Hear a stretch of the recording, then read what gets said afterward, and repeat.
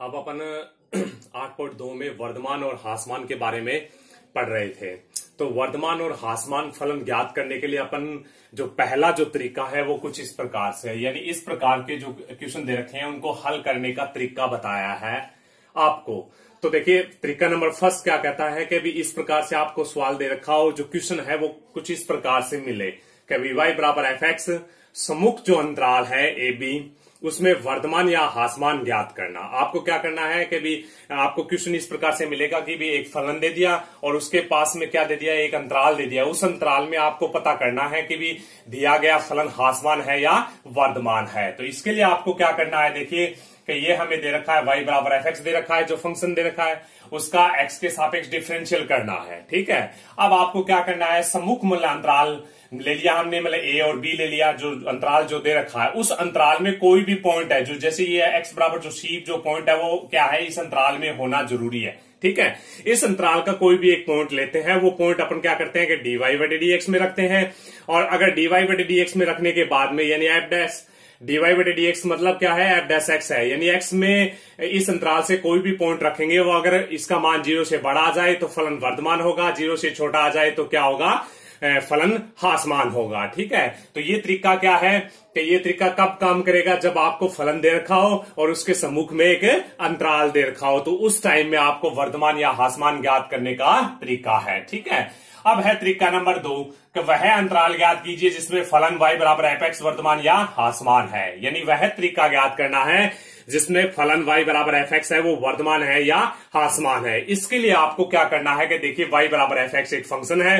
अब अपन क्या करते हैं कि y बराबर एफ एक्स जो फंक्शन दे रखा है उसका dy बटे dx ज्ञात करते हैं, यानी f डैश x हुआ। अब आपको क्या करना है कि dy बटे dx बराबर 0 लेना है। ठीक है, यानी f डैश x बराबर 0 लेना है। जैसे ही अपन 0 लेंगे तो यहां पे आपको क्या मिलेगी, एक समीकरण मिलेगी।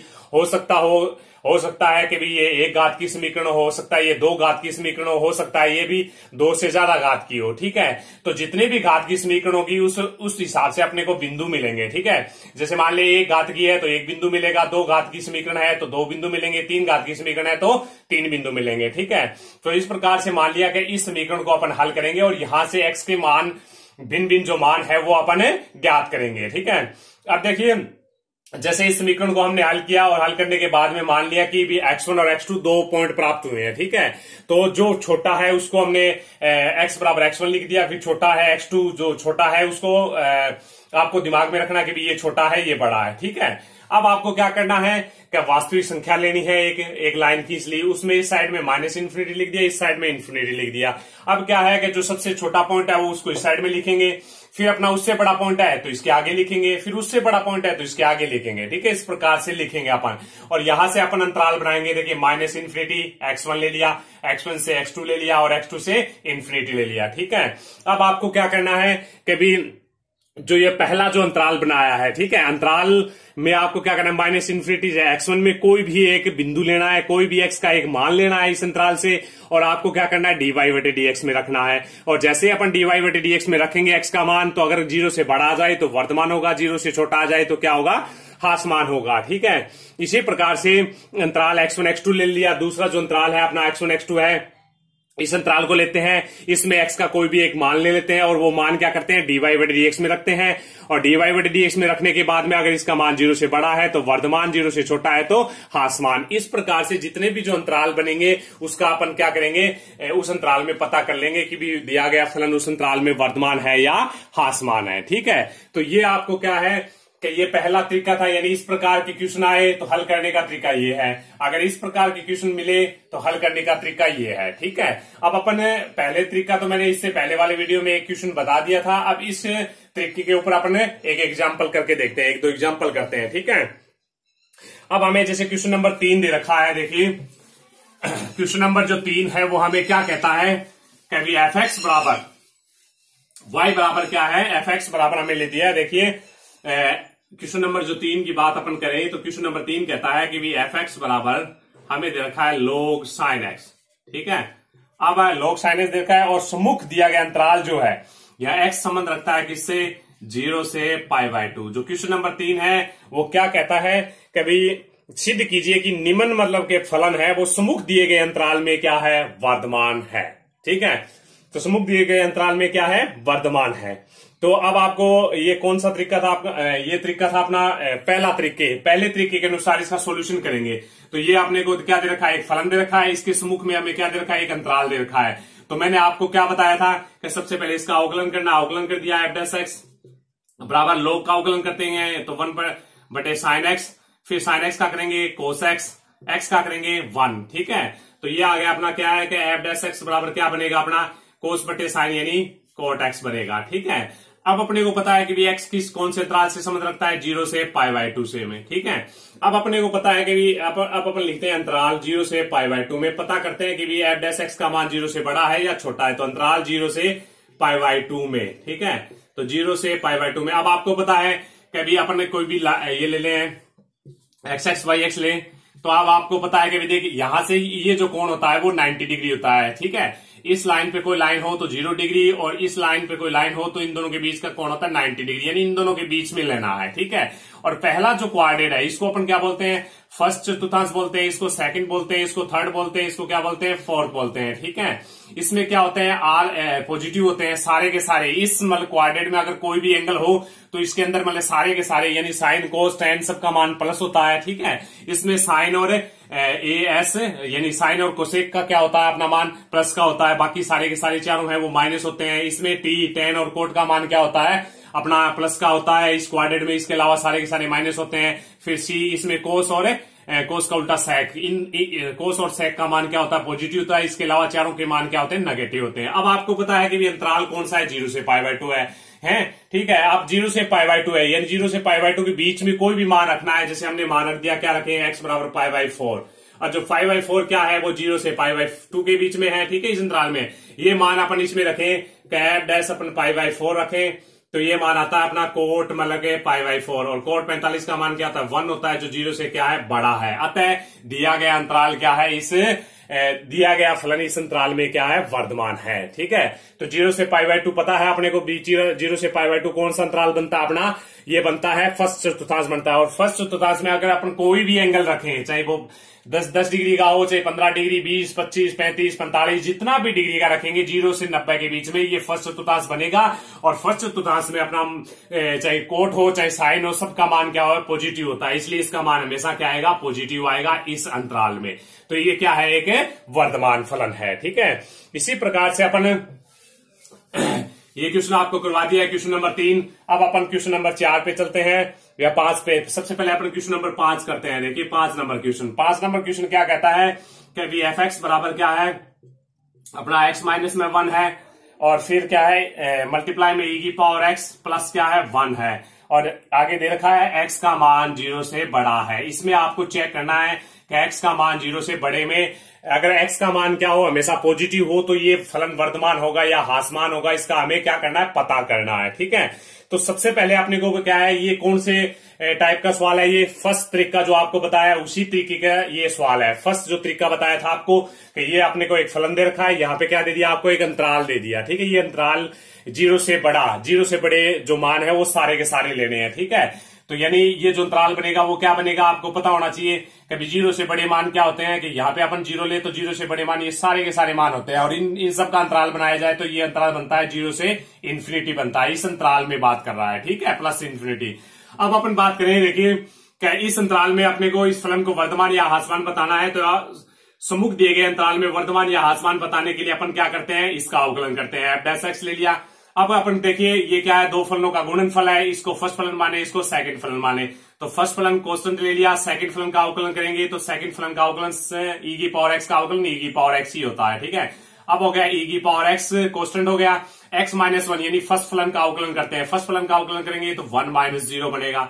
फिर आगे अपना क्या हुआ, प्लस में क्या हुआ, प्लस 1 का अवकलन करेंगे तो 0। इसको कुल मिला के हल करें तो ये बनता है एफ डैश एक्स बराबर ये बनेगा अपना x माइनस में 1 और e की पावर x प्लस में बनेगा e की पावर x। इसको और आगे हल करें तो ये बनता है एफ डैश एक्स बराबर e की पावर x मल्टीप्लाई में x हो गया माइनस में e की पावर x प्लस e की पावर x हो गया। e की पावर x कैंसिल हो गया तो अब बनता है एफ डैश एक्स बराबर बनेगा x मल्टीप्लाई में e की पावर x बनेगा। अब आपको पता करना है कि भी x का मान 0 से बड़ा है तो इसका मान पॉजिटिव आएगा या नेगेटिव आएगा। ठीक है, अगर पॉजिटिव आएगा तो ये वर्तमान फलन होगा, अगर नेगेटिव आएगा तो ये हासमान फलन होगा। अब आपको पता है कि भी x का मान क्या है, 0 से बड़ा है। मैंने आपको पहले भी बताया था कि भी e की पावर x का मान कभी भी क्या नहीं होता है, ऋणात्मक नहीं होता है। चाहे e की पावर x का मान कभी भी ऋणात्मक नहीं होता, ये आपको पता होना चाहिए। ठीक है, कि e की पावर x का मान कभी भी ऋणात्मक नहीं होता। कैसे नहीं होता है कि जैसे x के मान अपन मान ले, दो प्रकार के x का मान 0 माने सबसे पहले, तो e की पावर 0 का क्या मान बनेगा, 1 बनेगा, यानी ये मान क्या है, पॉजिटिव है। ठीक है,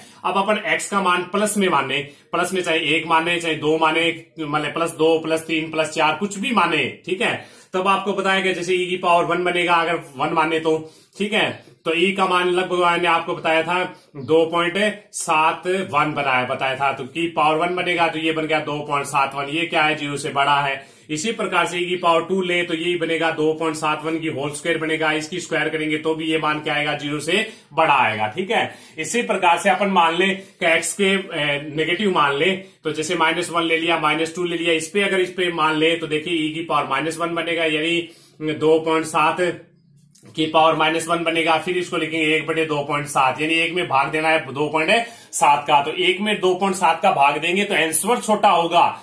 ये इसका मतलब ये नहीं है कि पॉजिटिव आंसर हमेशा पॉजिटिव आएगा, लेकिन क्या होगा, आंसर जो आएगा वो क्या होगा, बहुत ही छोटा होगा। ठीक है, इसी प्रकार से -2 ले तो क्या बनेगा, 2.7 की पावर क्या बनेगा, -2 बनेगा। फिर लिखेंगे 1/2.7 की होल स्क्वायर लिखेंगे, ये भी मान क्या होगा, 0 से बड़ा होगा। तो क्या है, कभी किसी x का मान चाहे 0 ले, चाहे x का मान 0 से बड़ा ले, चाहे x का मान 0 से छोटा ले, तो मतलब x के कोई भी मान ले अपन, तो हर मतलब केस में e की पावर x का मान क्या होता है, 0 से बड़ा होता है। ठीक है, तो अपन यहाँ पे अपन ये बात तो जान चुके हैं कि भी e की पावर x का मान क्या है, 0 से बड़ा है। ठीक है, अब अपनी बात आती है कि भी x इसको ऋणात्मक या धनात्मक बनाएगा, तो अपने को पता है कि भी x का मान क्या लेना है, अपने को 0 से बड़ा मान लेना है, और 0 से बड़ा कोई भी मान लेंगे तो अपने को पता है इसका मान क्या आएगा, धनात्मक मान आएगा। ठीक है, जैसे हमने ले लिया कि x बराबर 1 ले, जो 0 से क्या है, बड़ा है, तो इसमें रख दिया है f'1 के, तो ये आ गया 1 × e की पावर 1, आंसर हुआ e, और e का मान क्या होता है,